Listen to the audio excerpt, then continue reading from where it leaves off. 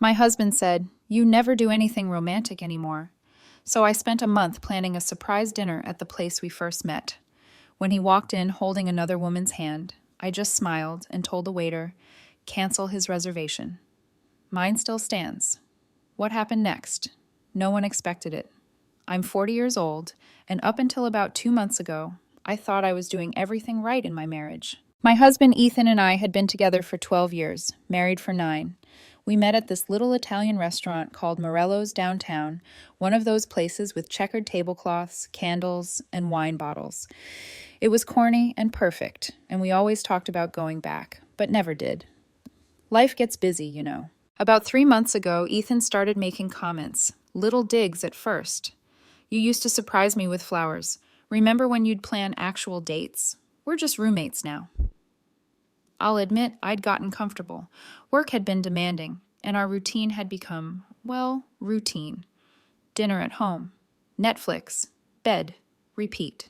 So when he said it directly one night in early September, "You never do anything romantic anymore," I decided to do something about it. I wanted to show him I still cared, that I could still be the woman he fell in love with. I started planning in secret. I called Morello's and reserved our original table for October 20th, a Friday night. I contacted the owner, Mario, who actually remembered us from all those years ago. I arranged for him to have the same wine we drank on our first date, the same appetizer we shared. I even managed to track down the song that was playing when I first kissed him, La Vie en Rose by Edith Piaf. Mario said he'd make sure it played at exactly 8:00 p.m. I spent weeks on this. I bought him a new shirt, burgundy, his favorite color, and left it on the bed with a note that morning. "Wear this tonight. Be ready at 7:30. Trust me." I thought I was being romantic as hell. That day, I left work early to get ready. I put on the dress he always said he loved. I was nervous, excited even. I felt like I was 28 again, planning our first real date. At 7:15, I went to find Ethan to see if he was almost ready. He wasn't in the bedroom. His car was gone. The shirt was still on the bed, untouched. I called him. It went to voicemail. I texted, "Where are you? We have plans tonight." 20 minutes later, he texted back, "Something came up with work. Going to be late. Don't wait up." My heart sank, but I told myself not to panic. I texted Mario, told him we might be a few minutes late. He said, "No problem. I'll hold the table." I decided to go ahead to the restaurant. Maybe he'd meet me there once he was done with whatever work thing had come up. Maybe he'd forgotten about the note. I'd surprise him. Anyway, I got to Morello's at 8:05. Mario greeted me with a huge smile and led me to our table, the same corner booth where we'd sat 12 years ago. The candle was lit, the wine was already poured. Everything was perfect, except Ethan wasn't there. I sat down and sent him another text. "I'm at Morello's, the place where we met. I planned a surprise for us. Please come." No response. I waited. Mario brought the appetizer, bruschetta, just like our first date. I picked at it, checking my phone every 30 seconds. At 8:30, the door opened and Ethan walked in with another woman. They were holding hands. I watched them for a moment, frozen. He was laughing at something she said. She was tall, probably in her early 30s, wearing an expensive-looking blazer. They looked comfortable together, natural. Ethan didn't see me at first. They were waiting to be seated near the front, but I saw everything. The way he touched her arm, the way she leaned in close to whisper something. Mario saw them too. He glanced at me, his expression a mix of confusion and pity. I shook my head slightly, a silent, "Don't say anything." Then Ethan's eyes swept the restaurant and he saw me. His face went completely white. For a second, nobody moved. Then I did something I didn't plan. I smiled. Not a sad smile or a bitter one, a genuine, calm smile. I raised my wine glass slightly, like I was toasting them. Then I caught the eye of our waiter, a young guy named Danny, who'd been hovering nearby nervously. "Danny," I said loud enough for Ethan to hear, "cancel his reservation. Mine still stands." The restaurant went quiet, not completely silent, but that kind of quiet where you know people are pretending not to listen, but absolutely are. Ethan let go of the woman's hand. He said something I couldn't hear, then started walking toward my table. The woman stayed near the entrance, looking confused. He reached the table. "What are you doing here?" "What am I doing here?" I kept my voice level. I'm having dinner at the place where we first met. The place I've been planning to bring you for a month. The surprise I've been working on since you said I never do anything romantic anymore. His mouth opened, closed, opened again. I took a sip of wine. Who's your friend? That's Diana. Let me guess. From work. He didn't answer. How long? I asked. What? How long have you been seeing her? He looked back at Diana, who was still standing awkwardly by the entrance. Other diners were definitely watching now. Can we not do this here? Why not? You brought her here to our place. I set down my glass. How long, Ethan? 3 months, he whispered. 3 months. The exact amount of time he'd been complaining about me not being romantic. I laughed. Actually laughed. So, when you said I never do anything romantic anymore, you were already sleeping with her. Please, can we go outside and talk? No. I looked at Danny. Can you bring me the osso buco and another glass of this wine? Danny nodded and practically ran to the kitchen. Ethan stood there, tears starting to form. You're really going to just eat dinner? I made a reservation. Spent a month planning this. I'm not letting your affair ruin my night. I gestured to the empty seat across from me. You're welcome to join me, but something tells me Diana might have an opinion about that. You're being cruel. I'm being cruel. I bought you a shirt, Ethan. I left it on the bed with a note. I planned every detail of tonight to show you I still love you, and you're here with her. He was crying now. I'm sorry. I'm so sorry. I didn't mean for you to find out like this. How did you mean for me to find out? He didn't have an answer for that. Diana started walking toward us. Great. Everything okay here? She asked, putting a hand on Ethan's shoulder. I looked at her. Diana, right? Did you know he's married? Her hand dropped. What? Oh, he didn't mention that? Yeah. We've been married for 9 years. Together for 12. Diana looked at Ethan. You said you were separated. We are, he said quickly. We basically are. News to me, I said. I was at home getting ready for our anniversary surprise 3 hours ago. Diana stepped back. Are you kidding me right now? I was going to tell you, Ethan started. When? Her voice was rising. We've been talking about me meeting your family next month. This was getting better by the second. Diana left first, just turned around and walked out, leaving Ethan standing at my table crying. Some of the other diners had stopped, even pretending not to watch. Mario was behind the bar, looking like he wanted to sink into the floor. Ethan slid into the booth across from me. Please, let me explain. Go ahead. He wiped his eyes. You stopped trying. You stopped seeing me. I felt invisible. So, you started an affair. I felt alone. You were always working, or tired, or distracted. When's the last time you asked me about my day? Really? Asked, not just said, how was work, while scrolling your phone. He wasn't entirely wrong about that part, which stung. When did it start? I asked. July. We met at a work conference. She was attentive. She listened. We started texting, then meeting for coffee. It just happened. Things like that don't just happen. You made choices. I know. More tears. I know I did, but you made choices too. You chose work over me. You chose everything else over me. Danny brought my osso buco. The timing was almost comical. He set it down and disappeared immediately. So this, I gestured around the restaurant, was all for nothing. No. If I had known, you would have... What? Canceled your date with Diana?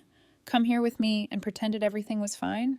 He didn't answer. I cut into the osso buco. It smelled amazing. Here's what's going to happen. You're going home tonight to your mother's or a hotel or Diana's place.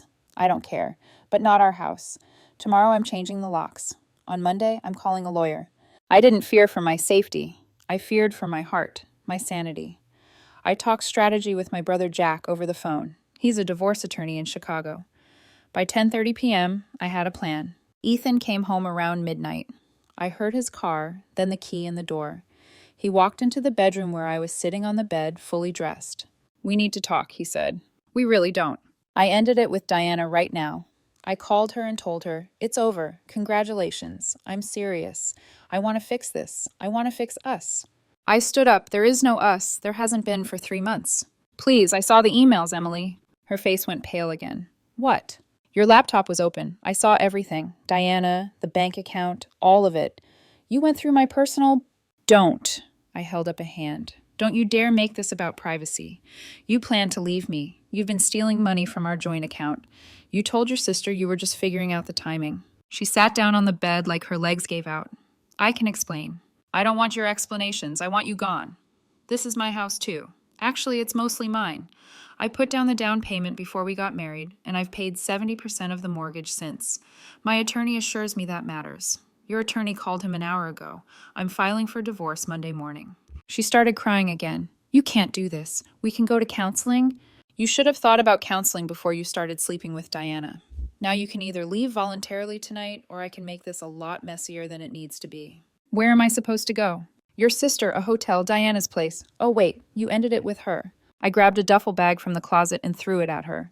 Pack enough for a week. You can arrange to get the rest later. She just sat there. Emily, pack now. It took her 40 minutes to pack. She kept trying to talk, apologize, negotiate. I ignored all of it and spent the time looking up locksmiths who did emergency calls. When she finally left, I changed all the passwords on our streaming accounts, our Wi-Fi, everything. Petty? Maybe. Satisfying? Absolutely. By 3:00 a.m., I was alone in my house with new locks, sleeping in the guest room because the bed we'd shared felt wrong. Monday morning, I took a personal day from work and went to see one of the attorneys Jack recommended, a woman named Patricia Chen, known for being ruthless but fair. I brought her everything: emails, bank statements, documentation of transfers, photos from Friday night at Morello's that Mario had sent me. Apparently, someone at the restaurant had taken pictures of the whole scene. Patricia looked through everything with the calm efficiency that made me trust her immediately. This is good, she said.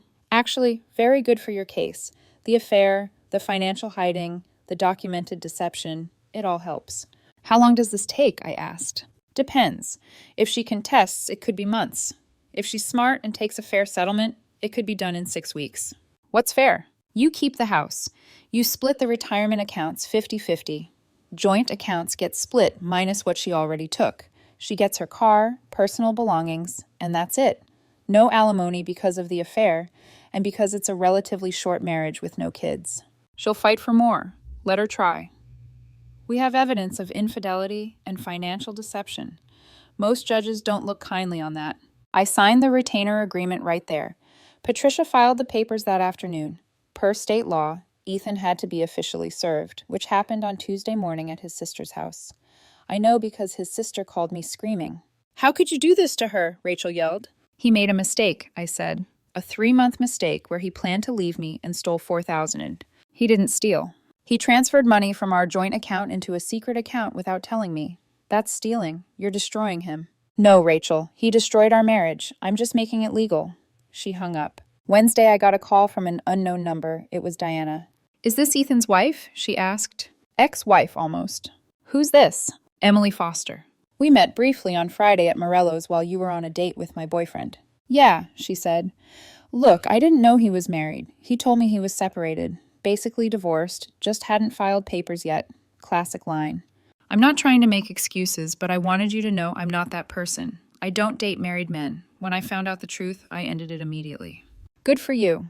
Also, she's been calling me nonstop since Friday, showing up at my office, saying you forced her into the affair by being a bad wife. I laughed. Of course she is. I just thought Diana should know what she's getting herself into. Thursday, Ethan called. I almost didn't answer, but curiosity got the better of me.